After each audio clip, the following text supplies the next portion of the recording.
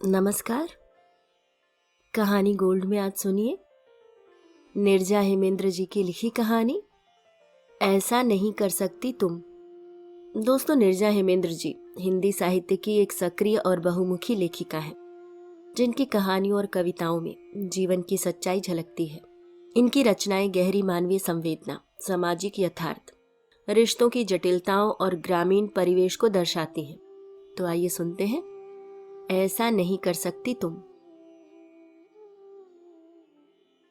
हमारे जीवन में गति हो या ना हो, कोई परिवर्तन हो या ना हो, हम चलें या ना चलें, समय का पहिया सदा अपनी गति से चलता रहता है। ऋतुएं परिवर्तित होती रहती हैं। अनीता के जीवन में भी ऐसा ही कुछ हो रहा है। उसके जीवन में भी सब कुछ ठहर सा गया है, किंतु समय अपनी गति से आगे बढ़ता जा रहा है। ऋतुएं भी परिवर्तित हो रही हैं।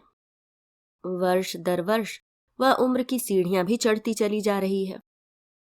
विवाहोपरांत घर गृहस्थी के उत्तरदायित्वों को निभाने में वह इतनी व्यस्त हुई कि कुछ देर ठहर कर पीछे देखने का समय भी नहीं मिला। और आज उसे ऐसा प्रतीत हो रहा है जैसे 19 वर्ष की उम्र में विवाह हो जाने के पश्चात वह सीधे उम्र के इस 50वें पड़ाव पर पहुंच गई हो। विवाह के समय उसकी उम्र 19 वर्ष की भी पूरी नहीं थी, 18 वर्ष 3 माह। विवाह के लगभग 5 वर्षों के अंदर ही तीनों बच्चे उसकी गोद में आ गए थे। अब बच्चे बड़े हो गए हैं, सब कुछ परिवर्तित हो गया है, किंतु कुछ अपरिवर्तित सा है। जैसे कि वह आज भी प्रातः 4 बजे उठती है।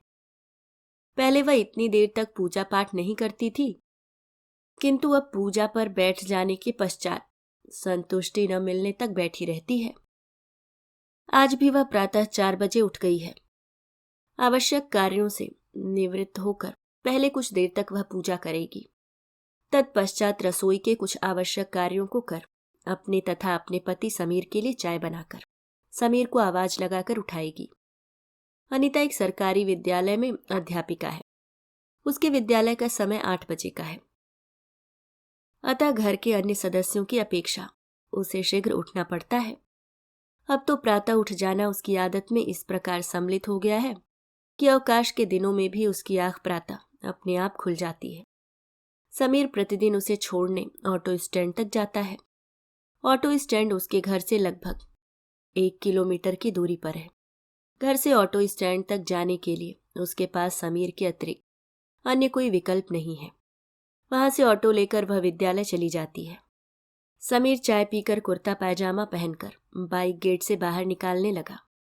बाहर निकलने से पूर्व वह अपनी सास के कक्ष में जाकर अपने जाने की सूचना देती है। साथ ही उन्हें यह भी बताती है कि खाना बनाने वाली के आने पर उससे क्या क्या बनवाना है। उसका सबसे छोटा बेटा अमन सो रहा है। उसके 2 बेटे तथा एक बेटी है। बड़ा बेटा बेंगलोर में मोबाइल कंपनी में इंजीनियर है। उसका विवाह हो चुका है तथा वह 2 वर्ष की एक बेटी का पिता है। उससे छोटी अमीषा है। उसने MBBS किया है और PG की तैयारी कर रही है। अमन सबसे छोटा है। इस समय उसकी आयु 25 वर्ष है।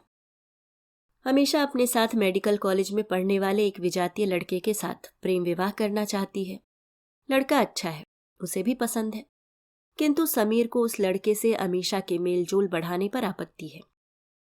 वह लड़का चिकित्सा के क्षेत्र में आगे बढ़ना चाहता है। वह भी एक अच्छे मेडिकल कॉलेज से PG कर रहा है। समृद्ध घर का लड़का है तथा गांव से संबंध रखता है। जमीन, धन संपदा, खेती सब कुछ है उसके परिवार में।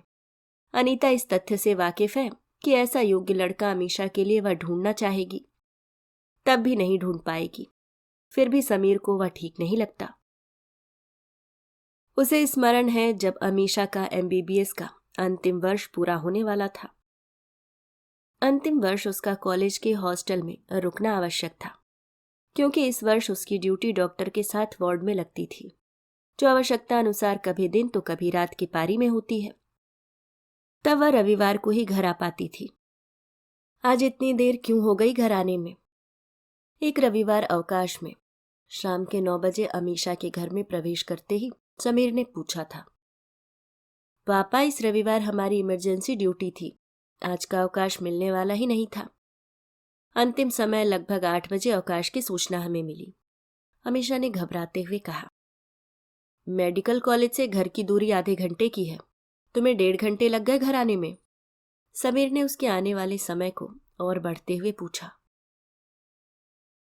अमीषा ने उनकी बात का कोई उत्तर नहीं दिया, चुपचाप कमरे में चली गई और अमन से बातें करने लगी। जब से समीर को यह ज्ञात हुआ है कि अमीषा अपने साथ पढ़ने वाले लड़के को पसंद करती है तथा उसके साथ ही विवाह करना चाहती है, तब से उसके किंचित मात्र भी विलंब से आने पर संदेह करने लगते हैं। उन्हें यह डर लगा रहता है कि अमीषा कहीं उस लड़के के साथ घूम तो नहीं रही। एक पिता के दृष्टिकोण से उनकी चिंता अपने स्थान पर सही है, किंतु वह चाहती है कि इन सब दायित्वों के निर्वहन में बच्चों की भावनाएं आहत न हो। माता पिता के प्रति बच्चों के मन में सम्मान की भावना में कमी न होने पाए, इसलिए वह उसे ऐसा करने से रोकती है। वह समीर की सोच में भी परिवर्तन करना चाहती है, उसे यह विश्वास दिलाना चाहती है कि अमीषा ऐसी लड़की नहीं है। यदि ऐसी होती तो वह मेडिकल की कठिन पढ़ाई कैसे करती, उसका मन अध्ययन में कैसे लगता। उसने कठिन परिश्रम से मेडिकल की पढ़ाई उत्तीर्ण की है। समीर के उल्टे सीधे प्रश्नों से अक्सर घर का माहौल तनावपूर्ण हो जाता है। समझदार उच्च शिक्षा प्राप्त लड़की से समीर का इस प्रकार के प्रश्न पूछना उसे अच्छा नहीं लगता, किंतु उसके समझाने पर भी समीर नहीं समझते। अमीषा भली लड़की है, यह तो अच्छा है कि अपने पापा की बातों का बुरा नहीं मानती, हंसती रहती है, अपने काम में व्यस्त रहती है। घर में सब कुछ सामान्य चल रहा है। समय के साथ अमीषा ने भी पीजी पूरी कर लिया। अमीषा ने जिस लड़के को पसंद किया था उसने गोल्ड मेडल प्राप्त करते हुए पीजी पूरा किया था। वह लड़का अब समीर को भी अच्छा लगने लगा है, बल्कि समीर भी कभी कभी यही बात कहने लगे हैं कि ऐसा लड़का हम ढूंढते तो भी नहीं मिलता। उसका सबसे छोटा बेटा अमन है। सब कुछ ठीक होते हुए भी अमन का स्वास्थ्य सबके लिए चिंता का कारण बना रहता है। बचपन में अमन भी उसके दोनों बच्चों की तरह बिल्कुल ठीक था। इंटरमीडिएट तक पढ़ने में भी अच्छा था। उसे स्मरण है वो समय जब प्रथम प्रयास में ही उसके बड़े बेटे का चयन आईआईटी में हो गया था। उसे एक अच्छा सरकारी कॉलेज मिला और वह बाहर पढ़ने चला गया। दूसरे वर्ष अमीषा ने भी सीपीएमटी की परीक्षा उत्तीर्ण की और उसकी भी मेडिकल की क्लासेस शुरू हो गई थी। घर में और सभी नाते रिश्तेदारों में इस बात की चर्चा और प्रसन्नता थी कि मेरे 2 बच्चों का चयन इंजीनियरिंग और चिकित्सा के क्षेत्र में हो गया, वह भी प्रथम प्रयास में।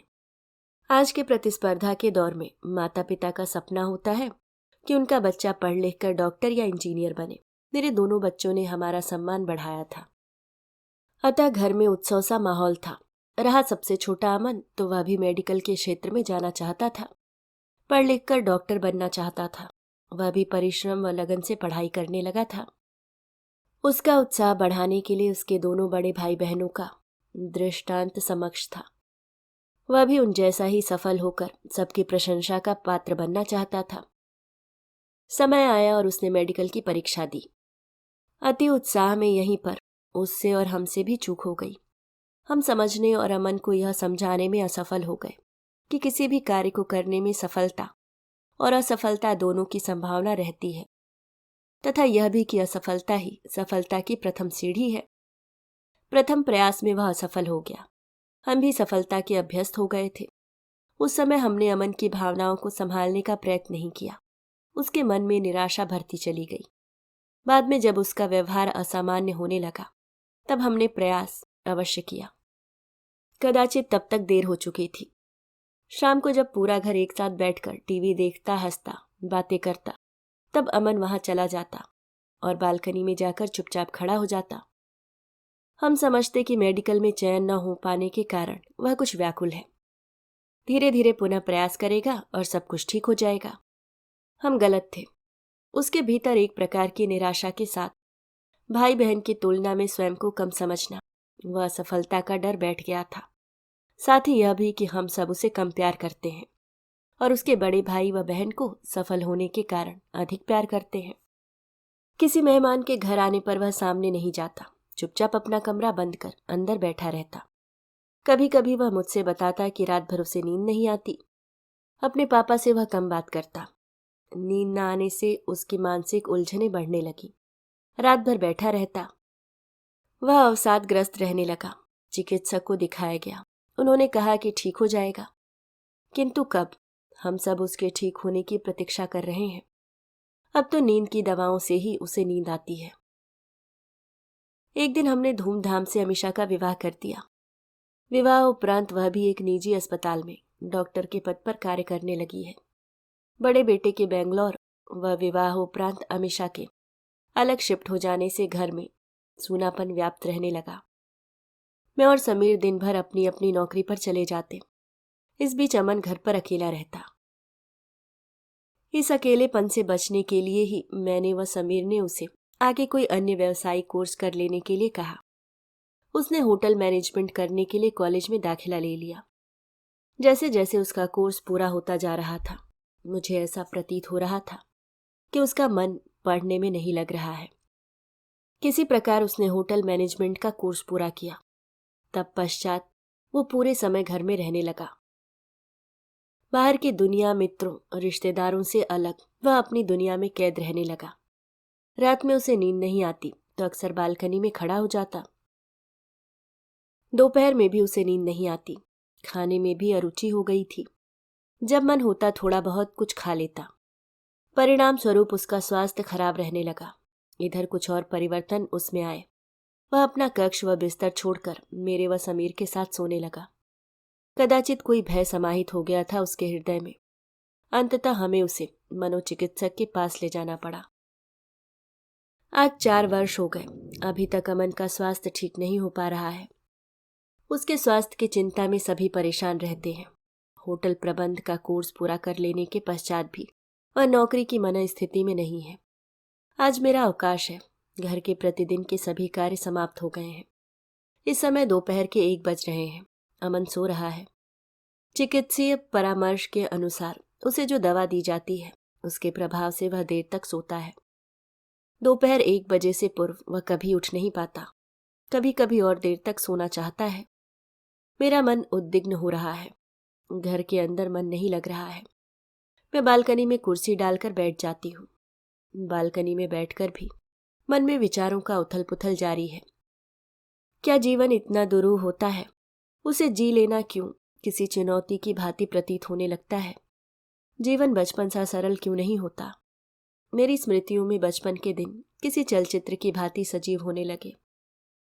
उसका जन्म गांव में हुआ था। थोड़ा विकसित व कुछ बड़ा गांव। बड़े से घर के बाहरी हिस्से में बड़ा सा दलान था, जिसमें लगे फलों के वृक्ष प्राकृतिक व स्वस्थ वातावरण का सृजन करते थे। आम, अमरूद, करौंदे, नींबू आदि के वृक्ष ऋतुओं के अनुसार फलों से भर जाते। हमारा संयुक्त परिवार एक साथ रहता था और सबके लिए था एक रसोई घर। गांव के सरकारी इंटर कॉलेज से मैंने 10वीं तक की परीक्षा पूर्ण की थी। गांव का खुला वातावरण, जहां पेड़ पौधे, जंगल अधिक थे। कंक्रीट के जंगल अर्थात मकानों की संख्या कम थी। हम सब भाई बहन व गांव के बच्चे पढ़ाई करने के पश्चात मिले खाली समय में सब मिलजुल कर खूब खेलते थे। अकेलेपन व निराशा से उत्पन्न अवसाद जैसी बीमारियों का नाम गांव में कोई नहीं जानता था।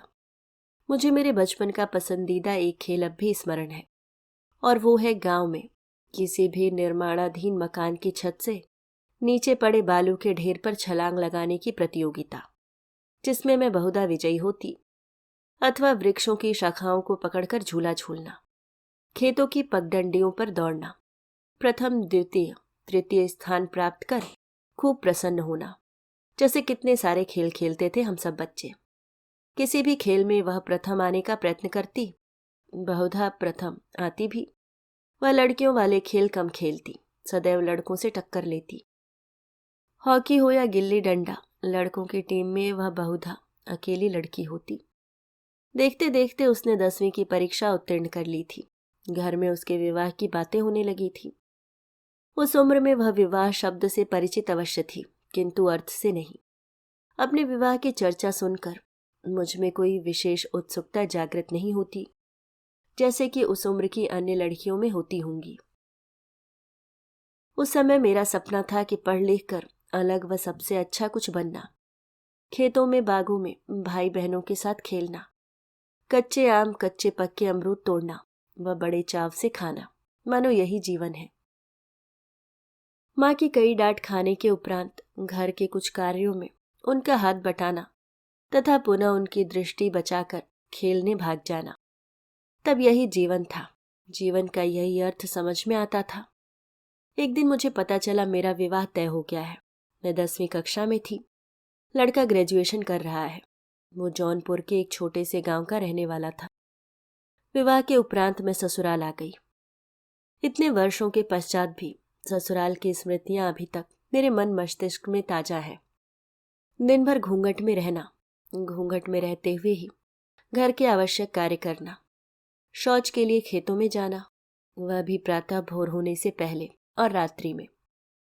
कितनी दुर्दशा हुई थी मेरी ससुराल के गांव में।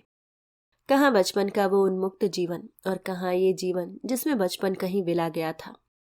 कदापि मेरे भीतर कुछ साहस शेष रह गया था। अतः आगे पढ़ने के लिए मैंने विद्रोह के स्वर को मुखर किया। ससुराल से माँ के घर आकर किसी प्रकार 12वीं की परीक्षा उत्तीर्ण कर ली। तत्पश्चात आगे स्नातक की शिक्षा के लिए अपनी इच्छा प्रकट की। माँ के घर में शिक्षा का वातावरण था ही। ससुराल पक्ष के लोग भी शिक्षित थे, किंतु बहू की शिक्षा के प्रति उदासीन व कुछ विरोधी भी। अतः मैंने दृढ़ता से अपनी बात रखी।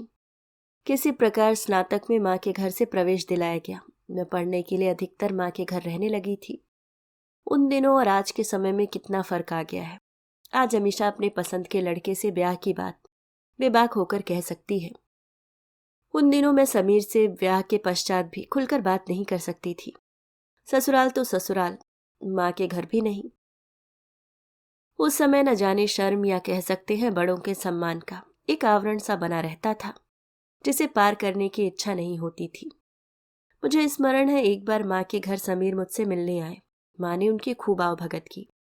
समीर की इच्छा थी कि कोई फिल्म देखी जाए। इच्छा मेरी भी थी, क्योंकि विवाह से पूर्व मूवी देखने की इच्छा प्रकट करने पर माँ कहा करती थी कि शादी के बाद अपने पति के साथ सिनेमा देखने जाना। अर्थात मेरी सभी इच्छाएं विवाह के उपरांत ही पूरी होनी थी। विवाह ऐसा हुआ और ससुराल ऐसी मिली कि वहां ये असंभव था। अतः माँ ने समीर के साथ मूवी देखने जाने की आज्ञा दे दी। मैं मन ही मन बहुत प्रसन्न थी। सुबह से ही जाने की तैयारियों में व्यस्त थी। घर के आवश्यक कार्यों में माँ का हाथ बटाया। मन में प्रसन्नता की लहरें प्रवाहित हो रही थी। आज ये पहनूंगी, इस प्रकार तैयार होंगी, आदि आदि। आकर्षक लगने की पूर्ण तैयारी थी, जैसा कि प्रत्येक युवती के मन में नई नई शादी के पश्चात ऐसी इच्छा होती है। मैं और समीर दोनों तैयार हो गए। हॉल घर से अधिक दूर नहीं था। वहां तक जाने के लिए पापा ने अपनी साइकिल दी, जिसके पीछे के कैरियर पर मुझे बैठना था। मैं बैठ गई। समीर ने साइकिल आगे बढ़ाई। मैंने मन ही मन सोचा, घर से कुछ दूर जाकर स्थान बदलकर मैं साइकिल के आगे लोहे की रॉड पर बैठ जाऊंगी। अभी ये विचार मन में उठ ही रहा था कि मैंने देखा कि मेरा छोटा भाई राहुल अपनी साइकिल से हमारे साथ ही चल रहा है। माँ ने हम लोगों के साथ उसे भी लगा दिया था। छोटे कस्बों में ब्याहता लड़की भी अपने पति के साथ अकेले नहीं आ जा सकती थी। जब राहुल साथ ही साथ चल रहा था तो साइकिल पर आगे आकर बैठने का प्रश्न ही नहीं था। संस्कारों व अदब भरा जीवन हुआ करता था उस समय। हम सब शिष्टाचारों से बंधे थे। कभी कभी मैं सोचती हूँ कि वो सारे बंधन, सारी बंदिशें बिल्कुल सही थी। कम से कम समाज में नैतिकता व रिश्तों की मान मर्यादा, बड़े छोटे का अदब, सम्मान था। इसी कारण गांव की बेटी सबकी बेटी हुआ करती थी। आज वो सब मर्यादाएं उच्च श्रृंखलता भरे वातावरण व दुनियावी भीड़भाड़ में न जाने कहाँ बिला गई हैं। पुराने दिन अब मात्र स्मृतियों में शेष रह गए हैं, किंतु स्मृतियों में कब तक रहा जा सकता है। इनसे निकलकर वर्तमान में यथार्थ के धरातल पर आना ही पड़ता है। मेरा वर्तमान यही है कि मुझे अब अमन की चिंता होने लगी है। मैं सोचती हूँ कि अभी तो समीर के माता पिता हमारे साथ रहते हैं। मेरे और समीर के काम पर चले जाने के पश्चात समीर की देखभाल करते हैं, किंतु कब तक। उम्र के अंतिम पड़ाव पर उनकी सक्रियता क्षीण होती जा रही है। अभी तो उनका बहुत बड़ा संबल यही है कि घर में अमन को अकेले नहीं रहना पड़ता। ऋतुएं परिवर्तित हो रही हैं, चारों तरफ का परिदृश्य परिवर्तित हो रहा है। 5 वर्ष पूरे हो जाएंगे, अमन का स्वास्थ्य ठीक नहीं हो पा रहा है। नाते रिश्तेदारों और समीर के अम्मा बाबूजी का विचार है कि यदि अमन का विवाह कर दिया जाए तो कदाचित उसकी दशा और स्वास्थ्य में सुधार हो जाए। समीर भी यही चाहते हैं, किंतु कैसे? कौन देगा अपनी पुत्री? हम किसी निर्धन घर की लड़की का चुनाव करेंगे। यह प्रश्न सामने आते ही मेरी सास सुभद्रा देवी ने अपने विचार रखे। हाँ, ऐसी ही लड़की सही रहेगी, मेरे पति ने उनकी बातों का समर्थन करते हुए कहा। कम पढ़ी लिखी लड़की क्यों? अमन तो शिक्षित है, उसका उपचार चल रहा है, ईश्वर ने चाहा तो उसका स्वास्थ्य भी ठीक हो जाएगा। मैंने अपनी बात रखी। मेरी बात सुनकर सब चुप हो गए। घर में सन्नाटा पसर गया। कदाचित उन्हें मेरी बात ठीक नहीं लगी। अमन अभी नौकरी करने की स्थिति में नहीं है, हमें प्रतीक्षा करनी चाहिए। मैंने अपनी बात पूरी की। हमारी आर्थिक स्थिति इतनी कमजोर नहीं है कि हम अमन व उसकी पत्नी का उत्तरदायित्व न उठा सकें, उन पर 4 पैसे खर्च न कर सके। मैंने अपना प्लॉट जो मैरिज लॉन बनवाने के लिए रख छोड़ा है उसे अमन के नाम कर दूंगा। सकारात्मक प्रतिक्रिया की उम्मीद में हमारी ओर देखते हुए मेरे ससुर अमरनाथ ने कहा, उससे प्राप्त आमदनी पर्याप्त होगी अमन व उसके परिवार के लिए। उन्होंने अपनी बात पूरी करते हुए कहा। घर में सबको उनकी बात उचित लगी। मैं वहां से बिना कुछ बोले चली आई। कुछ न बोलना सहमति मानी जाती है। अमन के लिए वधू की तलाश प्रारंभ हो गई। अमन को देखकर मैं यही सोचती कि न जाने किस भावनात्मक आघात के कारण अमन की मन स्थिति इस प्रकार हो गई है। न जाने किस कारणवश मानसिक रूप से दुर्बल हो गया। अपने बड़े भाई व बहन की सफलता देखकर उन जैसा सफल न हो पाने की पीड़ा व हीन भावना तो इसका कारण नहीं है। अब वह मुझसे अपने मन की बातें नहीं बताता, किंतु पहले जब वह अपने मन की बातें बताता था तब वह अक्सर मुझसे कहा करता था कि आपने मुझे डॉक्टर बनने नहीं दिया, मुझे होटल मैनेजमेंट का कोर्स करवा दिया, मैं ये नौकरी कभी नहीं करूंगा। मुझ पर आप लोगों ने ध्यान नहीं दिया है। मैंने उसे समझाते हुए कहा कि नहीं बेटा, ऐसा नहीं है। हम सब ने प्रयत्न किया कि तुम्हारा भी चयन मेडिकल में हो जाए, किंतु ऐसा हो नहीं पाया। मैं उससे कैसे कहती कि तुम्हारे नंबर कम थे इसलिए चयन नहीं हो पाया। उसकी स्थिति ऐसी नहीं थी कि उससे ऐसी बातें की जाए और उसकी समस्या को और बढ़ाया जाए। अमन के लिए लड़की देखी जाने लगी। सजातीय व निर्धन परिवार की लड़की प्राथमिकता पर थी। एक परिचित के माध्यम से ऐसी लड़की मिल भी गई। निर्धन परिवार की लड़की, उसकी अविवाहित 3 बहनें भी थीं। परिवार इतना निर्धन कि साधारण विवाह का खर्च भी वहन न कर सके। हम सब लड़की देखने गए। सभी को पसंद थी वह लड़की। तुमने कहाँ तक पढ़ाई की है? मैंने पूछा। जी 10वीं तक, उसने सकुचाते हुए कहा। आगे क्यों नहीं की पढ़ाई? तब हम गांव में रहते थे, स्कूल गांव से दूर था। बापू के पास इतने पैसे नहीं थे कि वो इतनी दूर हमें भेज सके। मेरे प्रश्न पर उसने तत्काल उत्तर दिया। मैं समझ गई कि यह लड़की बुद्धिमान है, उसे आगे बढ़ने का अवसर नहीं मिला।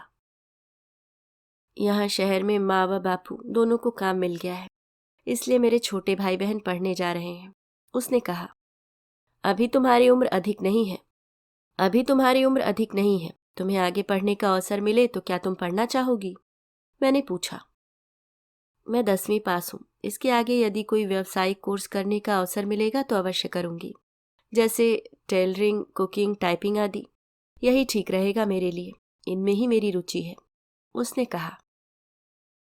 उसकी बातें सुनकर मुझे प्रसन्नता हुई। मैंने मन ही मन सोचा कि अमन के लिए इतनी समझदार लड़की पुनः नहीं मिलेगी। यही अमन के लिए सही जीवन साथी होगी। उसके सुख दुख में उसका संबल होगी। उसकी बातों से मेरी सास, मेरे पति भी संतुष्ट दिखे। वह लड़की जिसका नाम सुरभि था, उसके माता पिता से अपनी पसंद नापसंद की सूचना फोन द्वारा देने की बात कहकर हम घर आ गए, जबकि वास्तविकता यह थी कि सुरभि मुझे बहुत अच्छी लगी। अमन अब तक सो रहा था, वह देर रात तक जागता है। उसकी अनभिज्ञता में उसे नींद की दवा दी जाती है, तब जाकर उसे कहीं नींद आती है। घर में सबकी बातचीत के स्वर सुनकर वह कुछ ही देर में उठ गया। हमने पहले से ही उसे बता दिया था कि उसके विवाह की बात चल रही है। एक दो अन्य लड़कियों की तस्वीरें भी हमारे पास थीं।